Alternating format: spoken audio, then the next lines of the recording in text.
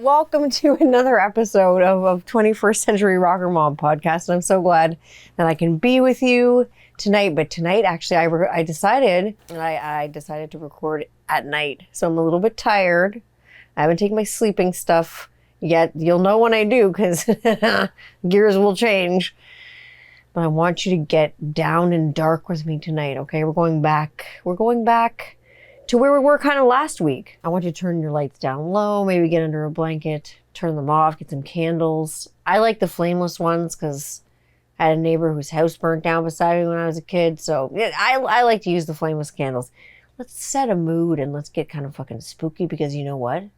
I have to tell you that I feel a presence. It's a very sexy presence. It's the presence of it's the Ed Warren to my Lorraine Warren. It's Sir Robert of McCallum. And I'm so glad to have you back on the show because it's been a little bit since you've been able to be on the show because you've been a busy dude. Well, I appreciate the invite back. I'm really happy to have you. To your world. To my world. Now you're in my dark world. What are you going to do about that? I don't know. I'm excited for this show. I'm excited for this show too. I had so much fun last week and you've been helping me like by kind of default, like do my research by like, I'm like, I gotta watch this crazy thing or I gotta read this crazy thing or I gotta do this crazy thing about supernatural stuff. And now by default, you've kind of gotten like captured into it like the cult shit. I love supernatural stuff. I've always loved it. It's always been a go-to for me. So it wasn't really that much of a... You weren't really pulling me or dragging me along into your research. I was like willing and able. And I think at one point fueling like, hey, what about this movie? What about this movie? Oh yeah, I didn't say you were kicking and screaming. You came up with like an iTunes movie like playlist and we're like, I bought this. Do you want to rent this, and this? I'm like, fuck yeah. I came up with the list. I researched a bunch of different movies, like top 10 supernatural films. Yeah. Okay, when you and I were talking about that, that's one thing that I couldn't believe, like some of the things, like films that I really enjoyed, but things that they like classified as supernatural films. Like they said the first of the trilogy, they said that they had classified Hereditary, which you and I saw. Mm-hmm. And like spoiler alert for anyone who saw it, like I really enjoyed it. Like fuck. Like there was a part in that movie where that I actually fucking puked. Like, and I think you know what it was. Yeah. Beheaded. Yeah, like her fucking head gets cut off. Like a turducken on Christmas Eve. It was like a turducken on Christmas Eve. It was horrible. And it just like sits by the side of the road. And like the next installment in those films was in Hereditary. After Hereditary was it Midsummer? Yeah. And Midsummer, not as haunting and as paranormal, but definitely like culty and occulty and as shocking.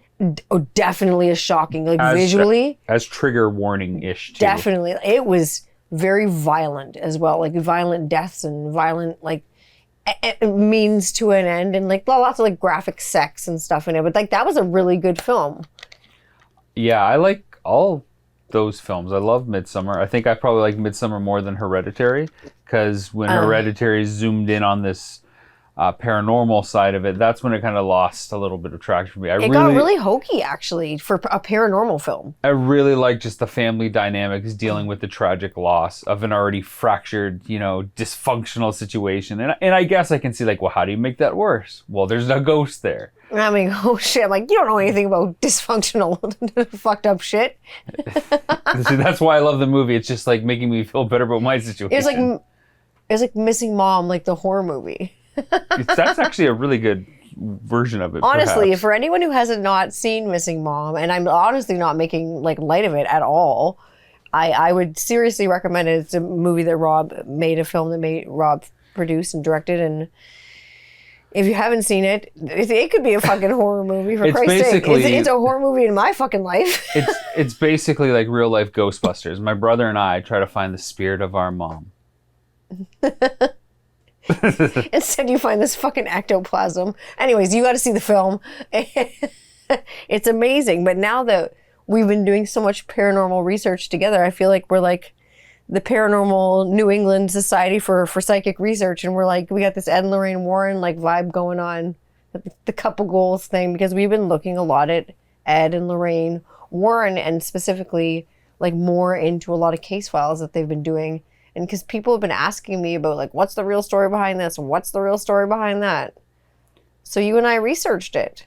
Well, yeah, again, I'm really into it. And I think you're surprised that I like the supernatural stuff as much as I do. Didn't you say, like, I'm surprised you like this as much, being a documentary filmmaker? I said, no, what I said was I don't ever think of you as like the go-to horror guy, because like you make documentary films. So I don't think that you're going to hate them, but I'm not like, I don't think by default, I really like the genre of like horror categories and paranormal, ghosts, hauntings, demons. Yeah, there's a lot of different religious kind of horror films. Like, yeah, there are so many different genres when it comes to like genrifying and like genreification of films and what you think is scary, what scares you or what shakes you up or whatever. But the things that shake me up and get me like excited are horror films. And I never, just because you are a documentary filmmaker, never really pegged you as someone who would be like, out in the world of the weird and unusual, but because I myself am weird and unusual. Well, what's funny about that though is I had to think about that. I sat today when you kind of threw the suggestion out there, and I did a little self-reflection. Why do I like these stories in particular? The stuff with Ed and Lorraine Warren and possession films, and it's obvious. It's so obvious. Like it literally took me like 2 seconds to think of it. Well, there's two layers. One, these are real life stories that are being shared with people, which is very much like the documentaries I do, right? Like Absolutely. Here's something that's happening in real life. But then you have Ed and Lorraine Warren who are basically documenting what's going on. So it's like this stuff is about like documentary filmmakers. They weren't necessarily recording all video stuff, but they were doing the interviews. They were doing the photographs. There were some video. There are some video archives. So they're basically, they do what I do when I try to tell a story. Like their case files are like your films. Like their case files are like what we looked at, like for case files are like, they're so in depth, their case files. Like the records that they kept were immaculate and like so detailed. And it's funny you mentioned missing mom, and I don't want to get off on a tangent, but I've had so many messages from people since I released that film 5 years ago saying, here's what happened to my mom, here's what happened to my dad. And it's always like a strange tale. Yeah, it's weird. So as we're talking about Ed and Lorraine Warren and like going through their case files, I'm like, oh my God, it's like the same weird parallel. It's like a weird parallel. Yeah, it is. It's true, because you're like, what happened to this person? What happened to this person? What happened in the Annabelle case? What happened to my mom? What the fuck is going on, everybody? Like, oh my God. So, and most of the time, you don't want to motherfucking know. Like, also in the case of like, everything here that I'm going to talk about under the umbrella. Like, yeah. I also really like the couple dynamic. I love that they work together, because this is something that you and I like do together. Like, not just like we work together, but like we collaborate on things together. And I know that a lot of couples and couple dynamics do not allow for that. Either the relationship doesn't allow for that, or time doesn't allow for that, or like some people just don't fucking work well together. And it just does not work at all. And it's nothing but butting heads. But I find when you and I work together, we work together like pretty gracefully. Yeah, I wish we could do it more. Well, I wish we could do it more too, but I mean, like, I love doing the podcast with you. I never assume that I'll ever get to be on again. Stop. I'm happy when I get asked, because I feel like I have a little bit of value for, again, your world. The paranormal world of weirdness. Well, in this case, the weird. In this case, wait till I get you on some other weird ones. Oh boy. Yeah, oh boy is right. You're gonna be in trouble. No, but I love the couple dynamic. Like Ed and Lorraine Warren, they met so young. They met when he was 16 years old in 1944, when he was an usher at a movie theater in Bridgeport, Connecticut. And they met each other as she was like a patron to go see a film. So that, like, it's so kind of cute they met in the film world too. That's weird. Yeah. And it's like you and I met while like you were making a film. And like, I mean, we met, it was very innocent when we met. It was just literally an interview. It's just that we happened to keep in touch and be friends. And then like we connected like way after. Making a film, years later, making out, making babies. Making babies. Do-do-do. Do-do-do-do-do. The Rob McCallum, Tandy Candler story. Making films, making babies. You're about to spit out your drink. Making fucking, what is this I'm drinking? Making films about making babies. Making raw, organic Georgia peach electrolyte water fucking fly across the goddamn room like a fucking spirit coming out of me. It is alive. It's coming. It's going to come out of me. No, but like, I find their story so sweet. Like, they met in the movie theater and then they spent some time together and they dated for a little bit. But then after a little bit, he got called into the war. Yeah, a year later. Yeah, a year after they met each other. But then he got back in 1945. Yep. And maybe he got back early because the war wasn't that short. Was it? Yep. God damn, that was a short war. Well, he got in a little bit late. He kind of joined kind of late. I'm like, because if he just joined in 44 and it ended in 45, it did not. He got lucky. Yeah, I was like, he did. He got at the tail end of it. I'm like, it didn't start in 44, but that's just putting that out there. He got lucky. He got real lucky. Very lucky. And then he married his sweetheart. And he met when he was 16 years old, so he got super lucky. So Ed and Lorraine married in 1945, and they had one daughter. And she's been Judy. And she's been depicted in a lot of the films that have to do with Ed and Lorraine Warren, like the Conjuring type films and Annabelle type films and anything like The Devil Made Me Do It. She's been depicted in many ways as many different actresses in many different ages as Judy, but always represented as Judy. And that's their only child. Ed was a self-proclaimed, self-taught demonologist. Lorraine's, I guess, a psychic, empath, medium. Yeah, she definitely does the mediumship. Clairvoyant. Yeah, like whatever you would call it. Like a lot of people would call it a different. Yeah, I think medium is probably the broadest stroke because when you start kind of labeling, it's a very specific skill set and in tune to, different aspects, whether you can channel or pull or interact. She kind of do with all those things, but they were both heavily, heavily involved in like the Roman Catholic faith and the Roman Catholic belief, and their belief was very much that possessions over like ghosts and hauntings.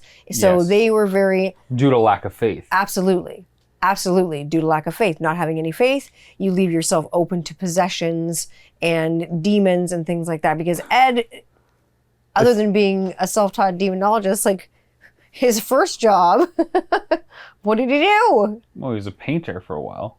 I know that. But he was not self-taught. No, he went to school. He went to art school. It was like a Yale subsidiary. Yeah, it was a subsidiary of Yale. Did it for 2 years and then he dropped out. They even did pop-up things. And I love that they did that together. They would go to tourist towns with his paintings, which were all like still supernatural haunted house type stuff. Yeah, they're like horror themed. Scary. I've seen some of them on the internet and like they're awesome. Like he's a great painter. Like he was. I mean, he's passed now, unfortunately. He's an old gentleman, but he was a really, really amazing painter, especially with these ghostly, kind of ghastly works that he did.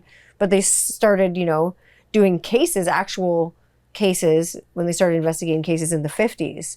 And in 1952, they started the New England Society for the Psychic Research. Yeah. That's what they got. And they actually started working, well, not right then, with a gentleman named Terry Sparra.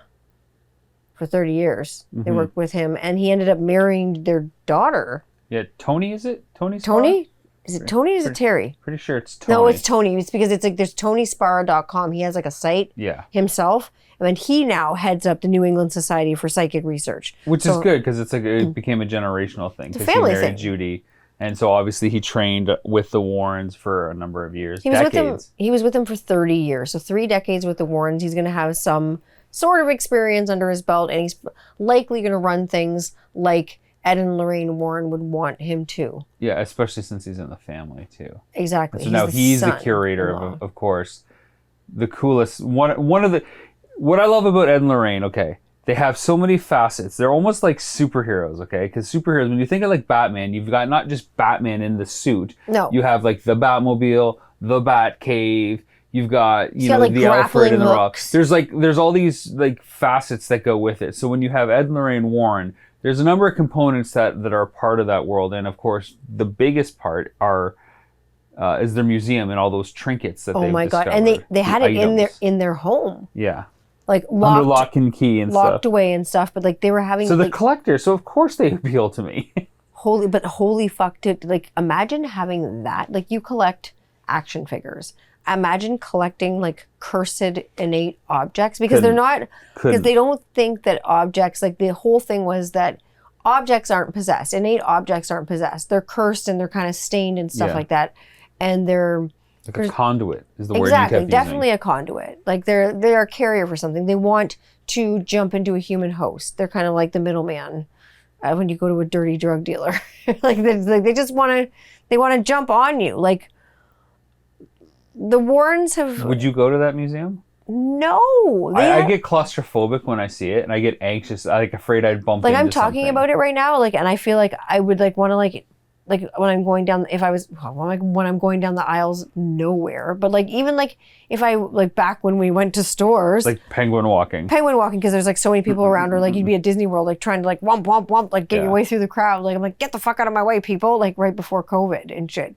Now you penguin will walk near me, I'll put on a mask and gloves and kick your ass. Keep your distance. And I've set up enough like action figure dollies and whatnot like on my shelves that when you move something, like they all fall. They're all gonna. So I don't like. I wouldn't want to be in a situation where let alone risk touching one thing, let alone anything that could be connected to any demons. Like the domino effect of supernatural objects. Like fuck me. Do you believe in this stuff first of all? Like I think we should probably like. What is your belief level on this stuff? Is it hoax? It is scares it real? the fucking shit out of me. Why? I think it's real because I think that like I believe in like spirit mostly, and I think that people are spirit and energy, and I think that kind of thing is movable, and I think it can go into innate objects and can be transferred. I definitely think spirit can be transferred because I don't think that like death necessarily separates us from this world. I think lack of love does, lack of faith does, lack of belief does, but I don't think death necessarily, I don't think lack of life, physical life, separates us from this world. So that's why I really believe in the supernatural world. And I've seen so many things that I cannot really explain that, like I've not been to psychics. I don't do that kind of thing. I think psychics, for me at least, like a lot of my friends have had great, great experiences with psychics, but like for me at least, I think it's like inviting something in that doesn't like belong, like a Ouija board or something like that, like a conduit, like a little middleman. Yeah. Like, what do you think about the supernatural world? Like, do you believe in it? The easiest thing for me to say is I want to believe because I think it makes life more interesting. Sure. And I think where it comes down to me is if I can believe in stuff like ghosts or demons, then it gives me hope that the people that I know and love when they pass, they could still be close. And that's hard to let go of that. Even if it means having to accept, okay, if I take the good, then there has to be the bad because there's always a duality. You get the good and bad. You can't just have the good people that pass come around and give you some sort of spiritual hug and not have something that is bad stick around and pester you. Yeah, exactly. And I mean, it happens to all of us and it happens. And sometimes it's when something is bothering you in like the physical realm, something in maybe in the spiritual realms there just to kind of support you, or vice versa. Yeah. Sometimes if something's bothering you in the spiritual realm, like in the case of these kids that were in trouble with Annabelle, because everyone has been asking me about fucking Annabelle. Oh, are you ever going to tell the story of like what actually happened with Annabelle? Everybody wants to fucking know because they see this creepy ass doll on the front of the movie that has been completely like James Wanified. Yeah. Like it's wonderful, but they make the doll like really scary for the movie. Yeah, it's been Hollywooded. Yeah, I don't like, given the comparison to the real deal, I find the real deal way scarier because it's so pedestrian and banal and like run of the mill. Like everyone has a member in their family that had like the doll, like the Raggedy Ann doll. Yeah, right? Exactly. I had a Raggedy Ann doll growing up. I remember like Scarlett has one. Like our little girl has one. I remember like your ninnle saying your mom has one. I was like, explains a lot. Yeah. but really like I remember like everyone I know, like one of my girlfriend growing up, like my best friend, she had one. She'd have her Raggedy Ann. Like ours would play together and stuff. It was such a normal thing. So like here it is. Like so. In 1970s, a mom bought her daughter, very innocently, a birthday gift. Her daughter's name was Donna. She bought her a Raggedy Ann doll. Right. To kind of brighten her day. And so Donna was a nurse. Well, not quite a nurse. She was just about to graduate nursing school. She lived with her roommate, Angie, who was also a nursing student. They were absolutely like delighted and like excited to kind of have this doll as part of their apartment together because they lived, it was their first apartment. They're in nursing school. They're young. They're single. Well, single-ish. They had men friends come over, but they're young and they're single and they're in nursing school. Fucking kick it up. It's the 1970s. Get crazy. AIDS wasn't even invented yet. Go crazy. But so they were happy to have this doll around the house, but within days of having this doll around the house, it began to move around by itself. What do you mean move around? Like walk around and say, hey, how's it going? No. Taking a leak. I'm going to pee standing up. You need anything from the fridge? I'll be right back. No, it wasn't like that helpful robot in the 80s. It wasn't anything like that. No, it wasn't that shit. It was like, so it started to like move around the house by itself, but like it would do small things at first, like change positions. They'd find it in different positions. So they'd leave it like... from like a chair, it'd be like on the floor. Yeah, somewhere. Exactly. Or it'd be like, they'd leave it with its arms open and its legs like splayed. And they'd like have its legs crossed and its arms crossed, like it'd be pissed off or something. And then like things started getting more fucked up and they'd find it in different rooms. So like, okay, this is fucked. That's taking it up a notch. So, and then it kicks it up a harder notch. Let's just like, because it doesn't need to be any scarier because these little girls are like tormented. So at this point, the one girl, Angie's having her friend, like her man friend Lou, come over to try to kind of... Man friend. I don't know what he is. Boyfriend, man friend. They just said her friend Lou. I don't know if they're having relations. I don't know what the fuck's going on with this doll moving around. Do you think anyone's fucking in that place? That doll's watching. I would not want a doll... I would not want a doll watching me while we had sex. Like, I'd be like, get the fuck out of here, doll. You're not going to want to see this. Doll, hide your eyes. But seriously, no, really, like this doll started getting scarier and scarier. So they had called their friend to stay with them and everything. It was writing messages on parchment paper and leaving them all over the apartment. But the thing that was scary and that scared the girls was that they didn't have any parchment paper anywhere in or around the apartment, but it was leaving messages that were saying, help us, and then help Lou, which looked to be written in a small child's handwriting. With a crayon, too. Mm-hmm. Which, again, another weird thing. Like, because what adult actually has, like, a pack of crayons around? In their house. Or even, like, teens or young kids. If you're not, like, young kids. Because you go from crayons to, like, pencil crayons. Even like, our, really like, fast. 6.5-year-old's like, I don't really like crayons. Yeah. I'm like, oh, I'm sorry. Like, he's like, I like pencil crayons or markers or, like, pastels or, like, paints or whatever. But he's just like, crayons are, like, not for him. But he's, like... He's pretty advanced. He's an old soul. Like today, when we were in the pool and with Scarlett, what do you say? And she was splashing, he's like, "This is not going the way I want it to go." And just like that, like deadpan. This is not the way. This is not going the way I want it to go. And then he's so smart. He just gets up and like leaves the situation, and he just goes and sits with it. He's cool with it. Like it's so funny, and like because he came out to me and I was like, "What's going on, dude?" And he's just like, I just don't want to be in the pool right now. I'm just going to hang out here and cool off. I'm like, you want to have a yogurt popsicle? And he's just like, yeah, it's only 7 carbs. And I'm like, yeah, it was so good. So yeah, so if you don't have small kids around, you generally don't have crayons hanging around the house. Like we only have crayons because we have a toddler. So finally, after that kind of scary stuff started happening, the girls kind of had a scary night with it was moving around more. They contacted a medium. And the first medium they contacted kind of looked into everything and found that the doll was actually like Annabelle. The Annabelle that they were talking to, like the spirit that was coming through the doll was the spirit of a little girl who was named Annabelle Higgins. And she was a 7-year-old little girl whose body had been found on the property in a field years back where that apartment now stood where the girls were living. Right. But the spirit had actually communicated with the girls through this medium that it had felt comfort and safety and love with the girls. This is the screwed up part. This is fucked. Like this is what makes it more fucked up than the movie. Yeah. It's like the movie's just like this creepy ass doll. So the spirit tells them through the medium that it feels loved and feels safe, and they feel bad for the 7-year-old girl. They're nurses. Like nurses have so much compassion. This little girl was probably murdered. Like I looked into the case. You can't find much about Annabelle Higgins and her passing on the internet. So I don't know if I'm gonna have to find out through library. I have friends who know book stuff, so we're gonna figure out what happened here because I need to dig deeper into this because I want to know what happened to this little girl. Sure. It's disturbing.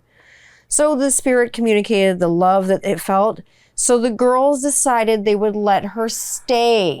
That's the part that gets me. It's like, you're dealing with all this escalation, fighting, the doll, different positions, then different rooms, then the notes on parchment paper that it came essentially from the ethereal plane, I guess. Who knows where the fuck they came and it's from? like, oh, it's okay, just let her stay. She's a little girl. She's just I'd be a little like, girl. Get me the fuck out of Get here. this doll, I am good. Light it on fire. Like, fuck this doll. Like, I don't know what you have to do. Put a circle of salt around it. I don't know if you have to bind this doll.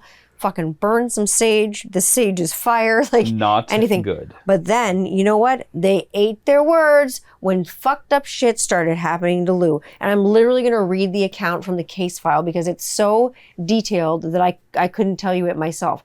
So Lou, their friend who was staying with them to make them try to feel safe, started having really bad things happen to him. So after the first medium was called and the girls let Annabelle stay because they felt bad for this little girl. Lou's account was this. So Lou's account, right from the Warrens' case files, right from their own personal files, now kept here. From Tony Sparrow's stuff, from the NESPR. So Lou was friends with Donna and Angie and had been with them since the day the doll arrived. Lou had never been fond of the doll and on several occasions warned Donna that it was evil and to get rid of it. Donna had a compassionate tie to the doll and not giving much credence to Lou's feelings, she kept it. Donna's decision, however, it turns out was a very terrible mistake.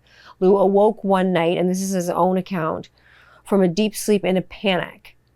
Once again, he had had a reoccurring bad dream, only this time somehow something seemed different. It was though he was awake, but he couldn't move. He had felt like sleep paralysis, which I've talked about on the show many times before, which is so fucked if you've ever had sleep paralysis. The thing I hate about sleep paralysis, when you talk about it, and I should say trigger warning for anybody listening to this about spirits and demons and stuff. Yeah. There is the risk that the more you think about it and the more you talk about it, the chance you might draw that energy in because you're putting it out there. Yeah, you kind of plant that seed in your mind so the tree will grow. And that's the stuff that freaks me out the most, right? I got the heebie-jeebies. Because right crazy old astral projection. Yeah. Oh. Go on. So Lou had looked around the room. He couldn't find or discern anything out of the ordinary, and then it happened. He looked down toward his feet and he saw the doll, Annabelle. It slowly began to glide up his leg, moved over his chest, and then stopped. Within seconds, the doll was strangling him. Paralyzed and gasping for breath, Lou, at the point of asphyxiation, blacked out. Then the next morning, he woke up certain that it wasn't a dream. He was determined to rid himself of the doll and the spirit that possessed it. But however, he woke up the next morning, he said, with his own hands around his neck, like he was trying to strangle himself. So who knows what was going on. Creepy. So he had another terrifying experience before they got rid of it. So preparing for a road trip the next day, Lou and Angie, because I guess they were dating, were reading over maps alone in the apartment. The apartment seemed very, very quiet, but suddenly some rustling sounds started coming from Donna's room. They got their attention, and they thought maybe someone had broken into the apartment. So Lou decided to figure out who or what it was making noise in the bedroom. He waited for the noises to stop before entering and turning on the light. The room was empty except for Annabelle, whom was tossed on the floor in the corner. Lou scoured the room for a forced entry, but nothing else was out of place. But as he got close to the doll, he got the distinct impression that somebody was behind him. Spinning around, he was quick to realize that no one else was there. And then in a flash, he found himself grabbing his chest, doubled over, cut and bleeding. His shirt was stained with blood, and upon opening his shirt, there on his chest was what looked like to be 7 distinct claw marks, 3 vertical and 4 horizontally. They looked like hot, like burns, and they felt hot like burns. And these scratches healed almost immediately. Half gone the next day, fully gone by day 2. So after Lou's account, that's when all of them, he said, enough of this bullshit. Donna was finally willing to believe there was a spirit in the house and there was bullshit going on. And it was not that of a young girl, and maybe it was something completely inhuman. And that's when the Warrens got called in. And they also called in the Catholic Church. They called in an Episcopal, Joe Piscopo. Episcopalian. They called in an Episcopal priest named Father Hagen, but he didn't think this spiritual matter was his jam. So he contacted a higher order, a gentleman named Father Cook, who was affiliated with the Warrens and the Roman Catholic Church. They called them in to see if they could kind of manipulate this inhuman presence and possession. which is really fucked. And they called it, when it happens to an innate object, they call it an infestation. So an inanimate object gets infested. Yes, because an innate object, in their opinion, cannot be possessed. So the Warrens... Okay, yeah, I can see that. They say a possession is like a human host. You see, like, I literally, when you were going through that account, like, I was, like, tensing up. Well, it's horrifying. Why does it have to be a doll? Why do we have to have it in our fucking house? Extra creepy, you know? That makes it extra creepy. It is fucking creepy. It's fucking creepy as fuck. That's, yeah. I mean, I don't know. It's like, well, how can that be real? How can but how can so many people have like an unexplained experience? Like, how do you explain that away? Like, even if you say 50% of it is made up, how do you explain what's left? Well, I mean, the Warrens explain it as like inhuman spirits can attach themselves to a place or an object. And that's what happened in the Annabelle case. And it was just waiting for a human host to kind of latch onto. Because like I say, they say things get kind of fouled up and they get infested and spirits attached to themselves to these inanimate objects and they kind of wait. But the spirit was not looking really to stay attached to the doll. The spirit in this case is waiting to move, like a disease, like a virus. Yeah, it's just like a waypoint. Exactly. It's waiting. I believe that though, because I mean, you know, we have stuff from our childhood that we look at and it has a stronger presence or means something more than the physical materials. Well, you know? What even happened in the animal case was what happened to Donna and her friend and Lou, and Angie. What happened to them was an early stage of what the Warrens called an infestation, and that's the first stage of possession. Is an infestation. Yeah. So if it would have went further than that, because it started getting physical, like things did in Connecticut, for instance, in the funeral parlor, when the movie Haunting in Connecticut was based on. Yeah. It wasn't a little boy who had cancer and moved into a funeral parlor with his mom. It was actually two brothers that were involved in it. The Warrens investigated this case as well. It was a old funeral parlor that was built on kind of bad ground. Micmac burial ground? No, not even that kind of... It was not Pet Cemetery. Oh my God. You sound like the guy from Pet Sematary, but no, really. Gwen, Herman Munster. I was Herman Munster. Fucking Munsters, but no. Oh my God, it was built on sour ground, but also it was built, there was a funeral parlor there at the time, funeral home, whatever you call it now. But like I said in the last episode, that the funeral director was a necrophile and the whole family was being like sexually assaulted there. Whoa. So Ed and Lorraine Warren, like they had to get into that as well. Like, with a lot of these stories like Amityville and even The Conjuring, with the old Arnold estate being there and all the hangings that had happened on the property, there was more of a story and a history more like behind the land and things had happened on the property. Contaminated almost. Absolutely. I feel like it'd been fouled up. Like with the DeFeos in the Amityville case, for instance, there'd been an entire murder on the property. I mean, the red room that nobody fucking knew about that wasn't even on a blueprint anywhere, that a dog wouldn't even go into. And like The Conjuring, obviously the old Arnold estate, the horrible things that had happened there with the witch Bathsheba. For the Perrin family, yeah. Yeah, the things that happened to the Perrin family. But I mean, I want to talk about those, but I had something that I didn't even think about. And I want to know your take on it. Why is it when it comes to exorcism and demons and ghosts that it's always like Catholicism? How can we never see like Hindu exorcisms and stuff like that? Well, they do. Like, is that part of other religions? In like, other I just feel cultures. No, definitely. In other cultures, they do believe in the supernatural as well. And that does fit into other cultures. It's not just like a white Christian super. Because that's like all the movies is about, right? Like, here comes the priest to save the day, or does he? Exactly. Or does he make it fucking 100 times? Like that movie we watched like last night. Oh my God. What in the actual fuck was that? Which one we watched too? Huh? Well, the one with the goats. Oh. The Dark and Wicked. It was not what I thought it was going to be. By the writer-director of The Strangers. Yeah, and I thought The Strangers was great. It had its place for what it was, right? And it was based on, something completely different. But that movie was, It was something. There was a lot of goats bleeding. A whole herd of goats. A whole herd? Bled and ravaged by something. By something. But there was like the priest's presence and everything like that. And again, of course, he didn't help. He just came and fucked everything up. Thanks, Whitey. Was it him, though? Who knows who it was. Boom. Whatever. But thanks, Whitey, for coming in here and fucking everything up, Crackerjack. You fucking asshole. So there's a lot of tropes with these stories, right? Like a lot of the same archetype things that happen, you know. Like you said, the contaminator, sour ground. I like that term, sour ground. Yeah, like there's something wrong with it. Like it's been... There's a history that something has gone wrong. And that's why I really like Amityville, which I know is like your jam. It's my Jamityville. Like growing up, like I never watched the Amityvilles from the 70s. Like I knew it was like... You went to Catholic school. Yeah, but they're not going to teach, you know, people like that are 15 or whatever about demon possessions. They try to scare you. They scare you. It's so funny that like they're Roman Catholics, because that's how I was raised, and it's like, oh, it's lack of faith that causes demons to come. I'm like, that is such a Roman Catholic thing to do, to force you to do the right thing. But it's like, if you don't do it, they're gonna get you.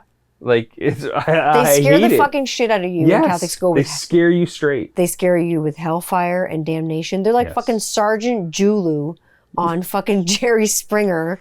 But like in priest and nun costumes, they like scream in your fucking face, like the devil is gonna fucking get you. Like remember those episodes of Jerry Springer? Boot camp. Yeah. Where those teenagers. All the teens are so cocky at the beginning. They're cocky, or they're like sleeping around, like doing drugs and being little fucking assholes. We told Harrison about this too. That's the funny part. We didn't tell him what they were doing. No. These kids were being really bad. Yeah. And so they had to call this Sergeant General in, and he yelled in their face. And he's like, why would he yell in their face? He's like, that's horrifying. We're like, you know, it is fucking horrifying. And you're like, you better just get on board with the program and get it over with. That's what I would do. I'm like, well, either that or you got to have the resolve to stick it out and just do what you want. He's like, I think I would just do the push-ups. I think I would just do the push-ups. It's like so funny because like we told him how someone I knew went to boot camp and how if one person fucked up, and this is a girl that I know who went to boot camp. If one person fucked up, her mom thought if she sent her to boot camp, she would scare her straight. If one person fucked up in the middle of the night, they made them like throw on their like backpacks and everything like that and fucking go for a jog. It's time to go at fucking 4 o'clock in the morning. Put 50 pounds on your back and let's go. Someone wants to be a jackass, they're all going to suffer. And then like everyone like turns on that person. It's like the fucking army mutiny on the bounty. It's just horrible. It's awful. It's scary. Like the Amityville Horror, which is like the next big case, right? Yeah, the Amityville Horror was the next big case, but they had to get rid of Annabelle for these girls first. Before they moved on to Amityville, they had to get rid of Annabelle because Donna and Lou... Oh, I guess it's not even Amityville. It's the Arnold estate that happens because they have the Annabelle doll. Because they went to go see the parents after. Because the Amityville didn't happen until 1975-ish when the Warrens got involved. But they went to see the parents after. But they had to remove Annabelle. They had to get her out of that place because Donna and like Lou obviously wasn't physically safe. So they had to take her out and they put her in the trunk of their car. That's so creepy. Like, okay, if you buy into it and the Warrens buy into it and they know what they got, how can you just put this thing in like the trunk of your car and drive home to... Well, the car swerved. It stalled at every corner. The power steering failed. The brakes failed. Repeatedly, the car verged on like many and multiple collisions. Ed finally reached into the back seat, into his black bag, tore out a bottle of fucking holy water and doused the shit out of the doll and made like the signs of like the Holy Cross over it. That's right, yeah. The disturbances after that stopped. Get off my lawn, kids. It's the grumpy old man thing. Oh, hey, kids, get off my lawn. Don't play on my lawn. Don't wreck my grass. So I got pesticides of the Vatican, right? Yeah, I got pesticides all over my lawn. Stay off the lawn. No, he's spraying the lawn with weed killer. So the lawn at so it looks nice in the Vatican City. Do they even have lawn in the Vatican City, or is it all like beautiful bricks? It's behind the brick wall. Only the special people get the grass. Oh, you haven't seen? Oh, you haven't been invited. Well, I'll tell you about it someday. Okay. Thanks, Christopher Plummer. Get the fuck out of here. Well, so after they arrived home, Ed sat the doll in a chair next to his desk in his office, but it kept moving and shit like that. So finally, they got priests involved. They blessed the doll. They tried to rid it of a demon. And the Warrens had a special case built for Annabelle inside their actual occult museum where she resides to this day. But since the case was built, Annabelle no longer has appeared to move. She's thought to be responsible for the death of a young man who did come to the museum on a motorcycle with his girlfriend. The man, after hearing Ed's account of the doll, defiantly went up and began to bang on the case. You're kind of asking for it then. No shit. But like the one thing, because we watched a documentary the other night kind of on the Warrens, kind of like a good like hour-long overview. Pretty dry, but we wanted to see what we might be missing from what we had kind of learned on our own. And the one thing that they kind of point out as detractors and critics is like, okay, well, if Annabelle can affect the people that kind of bother her or whatever in the museum, like this guy who was on the motorcycle, then why put her in a special case? Exactly. If her powers can go above and beyond, why even put her in the room? Like, it's how like, do you why have her there? stop Like, them? where? How do you stop the power from escaping? I don't know either. And clearly, there's been probably hundreds of people that have seen her. Because the museum's open. Yeah, they just like, don't look, don't touch, don't mess around. Like, I remember being a very small girl, and that story about the boy on the motorcycle scared the shit out of me. Because being a young girl, I was scared of, like I said, even the last episode, of the fucking Ouija board. I fucking hate it. Yeah. I think it's a conduit. It scares the shit out of me. I think it just kind of opens up things that probably should be left alone. Yeah. And I remember my mom telling me when we were young kids about this friend they had that had screwed around with a Ouija board. And he was riding his motorcycle home and he got in an accident and his head got cut off by a stop sign. And it was after a night hanging out with the group of people they didn't regularly hang out with. And they were fucking around with the Ouija board. It's so messed up. And like, even we had a Ouija board. I remember at the cottage, like one of the kids like bought it like the thrift store or whatever, bought a Ouija board because it was like Ouija, the game. It's like, this ain't no game. I was like, put it in the fucking shed. I wouldn't even sleep in the fucking cottage if that thing was around. Put it in the shed. I don't want to see it. I don't want to hear it. I don't want to know it. It's just a board though, isn't it? No. Fucking demon board. Well, what's different than like a Ouija board and like a keyboard? Because it's all letters that could be pushed and pushed I know, but around it's the energy that you bring to it, I think. And I think it has to do with energy. I think it has to do with intention. I think those things are really important. Whatever you're kind of putting out, you're probably going to get back. Likely. Yeah, I guess if you did that with a keyboard, if you put that intention into a keyboard, you were like, I think that's a movie where you type in like, hello, is anybody there? And it's like, yes. Oh, wait a minute. There is a movie like that. I've never seen it, but like that technology one wouldn't really scare me because I'd be like, oh, great. Predators on the internet. They're fucking already everywhere. Insta predator. I should know. I fucking get enough of them. Holy fuck. Yeah. Jesus, fucking Insta whatever. But, you know, the block and delete button is a powerful thing. Yeah. Bye. You wanted to harass me openly online? Cool. I will block and delete that every time. You can be nice. Yeah. You can be nice. And you can be kind. You don't have to be an asshole. And this goes for every gender. I'm under the whole umbrella tree. Yes, 100%. Because I get it from all sides. And I know, I'm sure you have too. That's my name. Yeah. That's my fucking nightmare right there. Yeah. It's fucking magical how many fucking people can be not nice. But it is also magical and kind of supernatural how amazing people can be as well. It's that both sides, right? It's the yin and the yang. It's the duality that you and I talk about quite often, and we see it in all the media stuff that we do. You're like, oh, there's that to that. There's the light to the dark. There it is. That's just, essential good storytelling too, right? Like, in a person starts one way, has to change, they go the other way. I'm so baffled by I'm surprised you like the supernatural stuff. My favorite story of all time is a ghost story. Do you know which one? Really? Christmas Carol.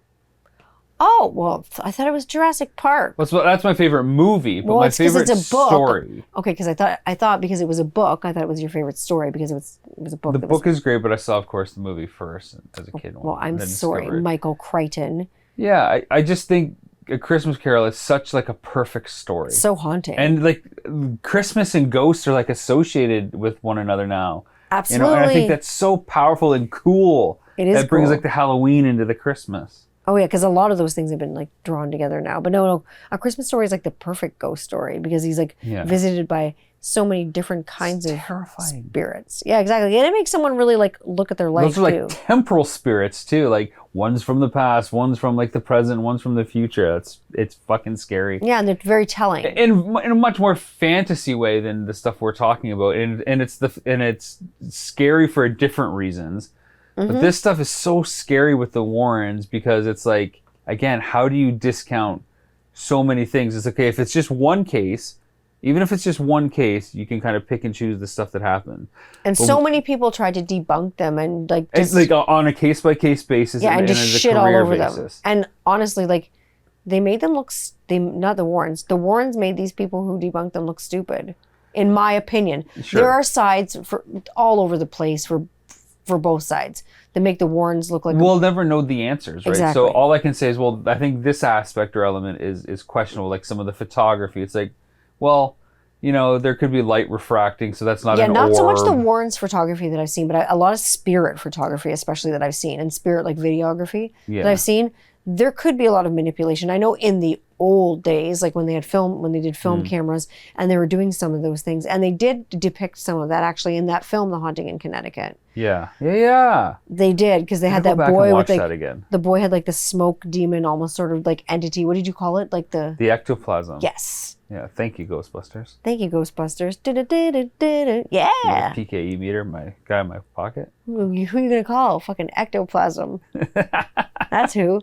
No, so when the ectoplasm is like coming out of the boy, but that used to be a really big phenomenon. It was a big thing for people, this spirit photography, because they were really sold on it because they thought they could have these seances and then these photos would be taken and the stuff was really happening. They happen in pitch black settings. I forget that Netflix series that we watched, but it was like looking at like these forbidden like worlds. There was like psychics and cults and it was something explained and other things. Yeah. And the one we watched on psychics like was like an hour long, and they took you into like one of these seance rooms where it goes pitch black and you can't have cameras in there. Yeah, but it was they show you some black. like photography that was done in the past from past sessions, and it looks like ooze is coming out of the orifices of the medium who's channeling the spirits, and that's the evidence. Like it looks real, but I mean, like nowadays, how easily could that have been doctored? Like I mean, Photoshop is fantastic. Exactly, and even then, my knowledge of photography, and especially film photography,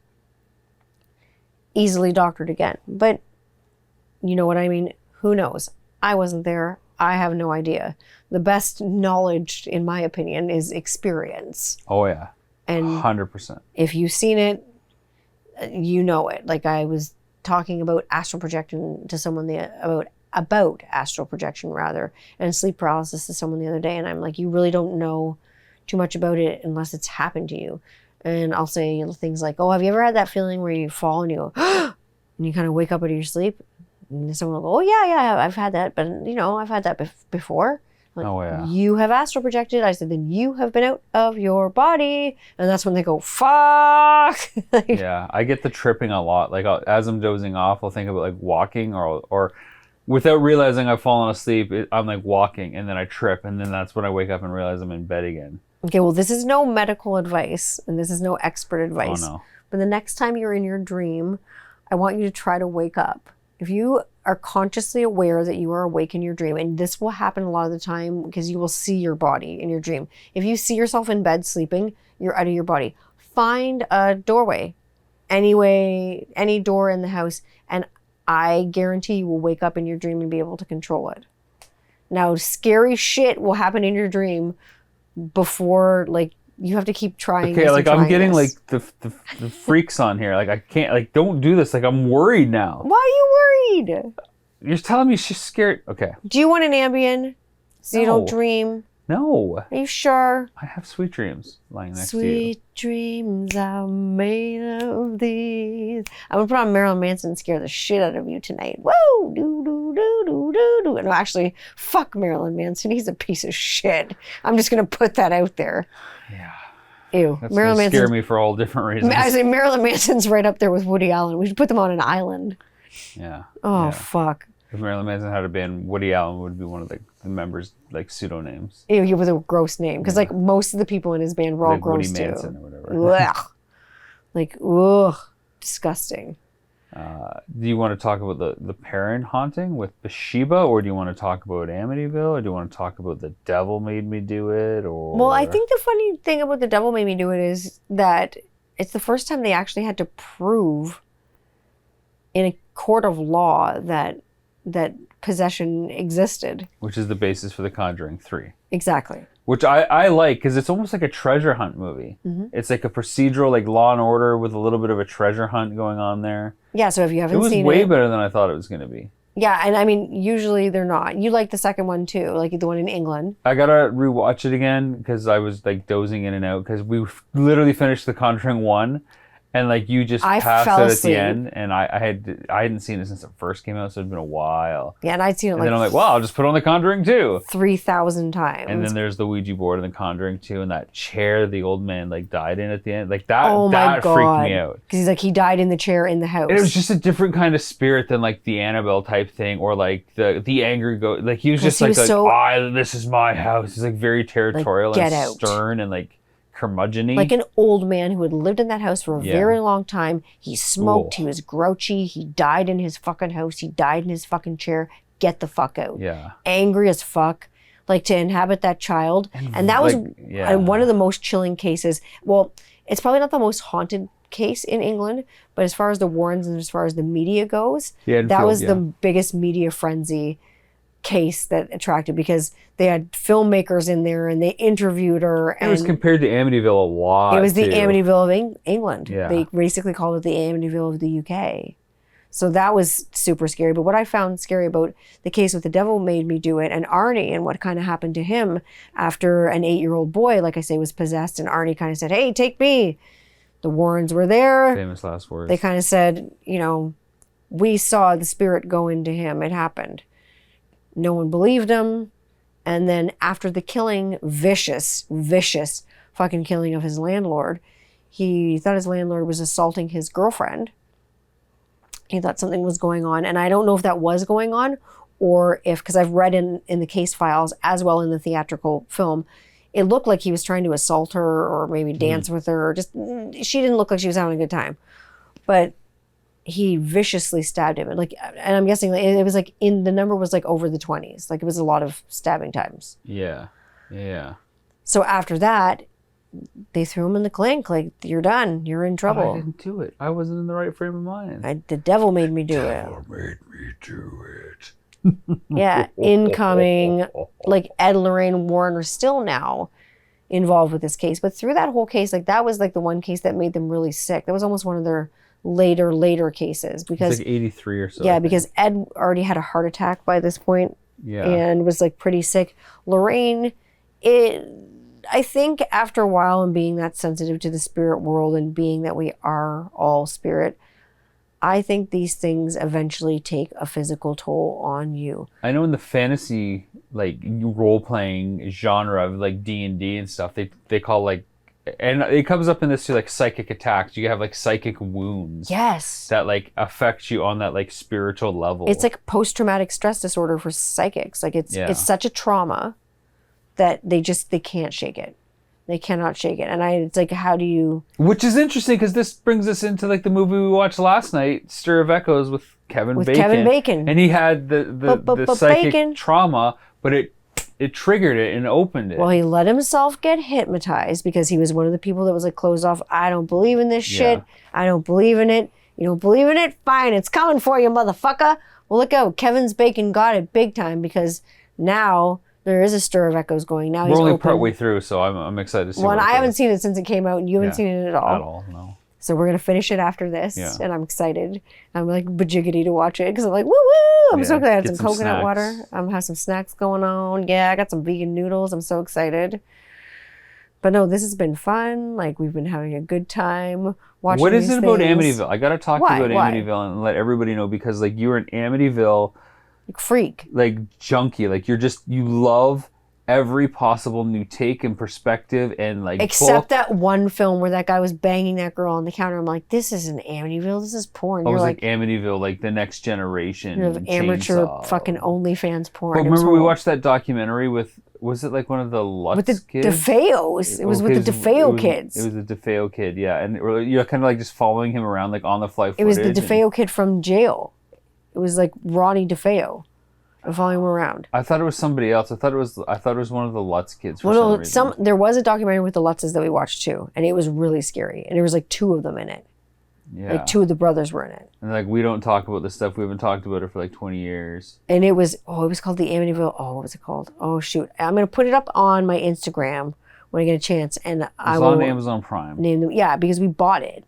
Yeah, we did buy it. We bought it because you're like, you like Amityville so much, I'm just gonna buy it. Because I like supporting what you like. I know, and I know what it's like to be a fan, and like even if you buy a book and it has 90% of the other, that 10%. I love it. I would go there. I would not go in the house. You would just stand at the road and look at the property? I would stand at Why? How could you go that far and not want to go in the house? Because I don't want whatever's in there, malevolent thing. I believe in it so hard that I wouldn't want it to attach itself to me. But you told me something really fascinating the other day, that families have lived there now there's been like issue. 4 to 6 families that have lived there since the Lutzes fled after their 28 days of terror and have been A-okay. And so for people that don't know, the DeFeo murders happened. Ronnie DeFeo 74 brutally killed everybody within a 15-minute span with a shotgun. His whole family. There was 5 other people? Mom, Dad. Yes. 5 other people with a shotgun. Nobody woke up from the gunshots for some reason. All execution style. They were all face down execution style, which makes me think they were drugged or something. But there's no There was no tox. Report. Well, they also weren't any autopsies, so it was just like open and shut head wounds, gunshot to the head, you're dead. So that happened there. He claimed that it was a mafia thing at first, and then he claimed that he heard voices telling him to do it. After being on the market for 13 months later, the Lutz family moved in and got it for $80,000, which was like a bargain. Steal for this Long Island waterfront house, 6-bedroom Dutch boathouse, colonial with a heated pool. Like that was unheard of. And they saw like activity like instantly that of course built up over time, and then 28 days later they left all the possessions there. They didn't even take anything with them. They just left. But they didn't plan on not coming back. They just fled. They didn't think they were going to be gone forever. Yeah. Gone. And so when they sold that house, most of their stuff like went to auction. Like the lion, like if you've ever read the book, there was like a lion that kind of like came to life. It was like a statue that was sold. All that stuff was sold. There are tons of pictures in the Warrens archives. I wonder how much of that stuff the Warrens got, like thinking that like they're conduit objects that have been like infested with the energy. I don't know. I think it's because something so horrible happened at that house. I don't think that there was something wrong so much with that house. I think Ronnie DeFeo was messing around with some fucking kind of shit that he shouldn't have been. Because they never really discovered like anything before that, right? No. Like it like seems There's to nothing. start with, and then that Ronnie DeFeo. And that red room that smelled like blood the dog wouldn't go into was so small it only fit 2 people, but very close and very intimately for something like a seance or dare I say it, a satanic ritual or something, and it smelled like blood. Like who knows what was going on in there, right? Like, so for him to, like they say, before all the murders happened, he became withdrawn. He became really into drugs, really, really violent, really, really into alcohol. He was going to the bars. He was coming home. He was keeping straight hours, like strange hours. He couldn't sleep. And and I know, like when you are not sleeping, you're not in your right mind. But I mean, you're not that out to lunch. Yeah. Like that's pretty out there. That's taking a bit of a left turn. So for that, I would go, but not that far. So like what I think what the Warrens think, I think it started with him, and I don't know what ended it, or if it is ended, I don't know. I think that property got fouled up when that happened, and I would still go out to the front. I've had friends that have been there. My one girlfriend went, and she went to go check it out because she was in the neighborhood. Sure. And she's got her picture in front of it. I was like, oh my God, you're my motherfucking hero. She goes to all the cool places. Ectoplasm? Pardon? I didn't ask her if there was ectoplasm. There wasn't any in the picture because I just got the high hopes. But they changed the actual address, just like they did in the Kitty song that we did, Charlotte. We can't put the actual address of what happened. About that song, because there is an address to Charlotte. Charlotte, if anyone knows about Charlotte, there was actually an address. Yeah. You know this from making the documentary. Yeah. I'm not ever going to say what it is, but Charlotte is called Charlotte for a reason because witness protection programs and all those things. Yeah. So speaking of music, what the fuck? What are you listening to right now? Because I know what we're watching, because everything is goddamn scary. So we're like listening to like a little bit more happier music. What are you listening to? I've been listening to just a lot of film soundtracks, like John Williams Essentials, Michael Giacchino Essentials, you know. So good. You've been listening to Frank Turner. You're listening to Frank Turner today before it was brutally turned off by our children. That guy's so aggressive. I'm like, it's just his voice, and it's just that I've been listening to like Jenny Lewis and Regina Spektor. So like, our kids are like really, well, our daughter doesn't love it, but like our son's like so subjected to like the ultra femme side of music lately that he's just been listening to like, and when I have been listening to like male bands, I've been listening to like things like ELO or like the Grateful Dead or like Wings, or like even when the kids are in the bath, I've been listening to like the Rocky Horror Picture Show soundtrack. And so it's been kind of camped up around here a little bit lately. So for him to like hear Frank Turner be so fucking aggressive, he was just like, he didn't know what to think today. That was hilarious. He's like, oh, that's like the worst music That's ever. like the worst music. I just want to go inside. And like, I cannot concur, because truly and honestly, when we saw Frank Turner, he was great. He was super, super good. Yeah. Super, super good.